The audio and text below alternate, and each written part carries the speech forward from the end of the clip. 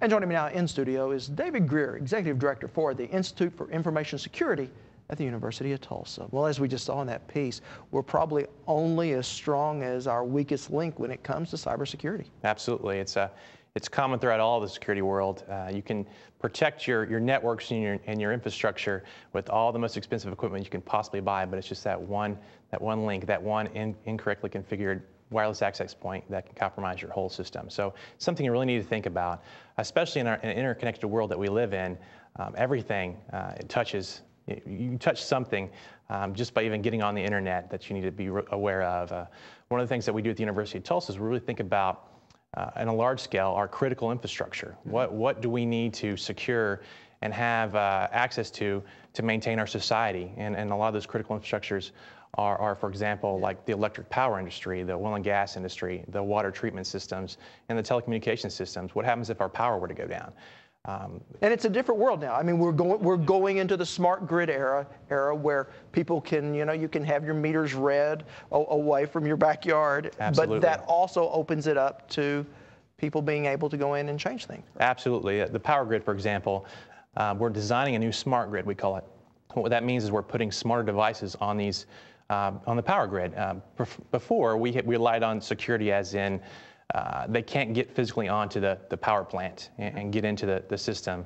Now we're putting all these inherently insecure protocols and systems of the power grid on the internet to control remotely.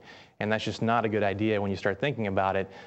Now that it's out there for anyone to tap into, you can kind of manipulate those old protocols, those old standards. So with the smart grid, we're starting to put more intelligent devices onto the smart grid. And that's great to help with security. But the bad part is, instead of having a one-way communication out of the power grid, now you have a two-way communication out of the power grid and back into the power grid. So you really have to start thinking about those endpoints and how you secure those endpoints when they come back into the power grid. Which becomes a national security Absolutely. issue. And I'm not saying this is not doom and gloom. I'm not saying that we're not taking steps to really mitigate those threats. The National Institute for Science and Technology, NIST, is working very hard to come up with standards and regulations and guidelines to help new vendors that are providing smart meters a baseline of security. We got to build in security at the beginning instead of duct tape and baling wire as we've done in the past. It's security architecture.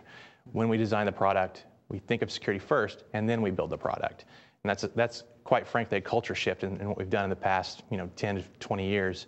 We build the product, we get it out to market, and then we worry about securing it later.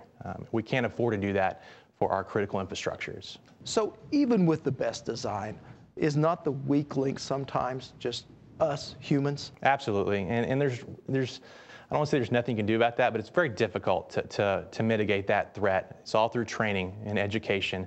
But a great example is we've become more and more a mobile workforce, meaning that we have cell phones, we have PDAs. We want to take our work home because we're all workaholics, at least I am. But in my cell phone in particular, I can get 3 email accounts, information back to my phone. I can browse the internet. I can do work. I can do Word. I can do PowerPoint right off my cell phone. What happens if I were to lose that cell phone and somebody were to pick it up? A lot of these phones and a lot of these devices have pre-configured software that hooks in automatically to their work networks. So if I'm working from home and say I get a virus or a Trojan on my computer, can I infect the computers at work by me just logging in? Absolutely.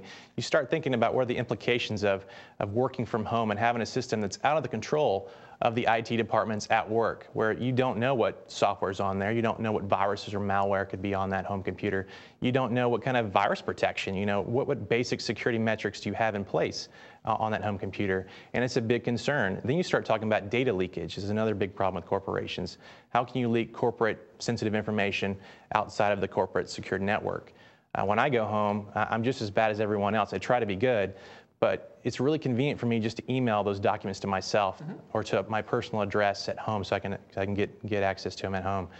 Once you email documents outside of your corporate network to a Yahoo or a Gmail account, you've lost all sense of privacy, and those can be discoverable through a variety of different means. So you have to be very careful on how you work remotely from home to the office, through your cell phones.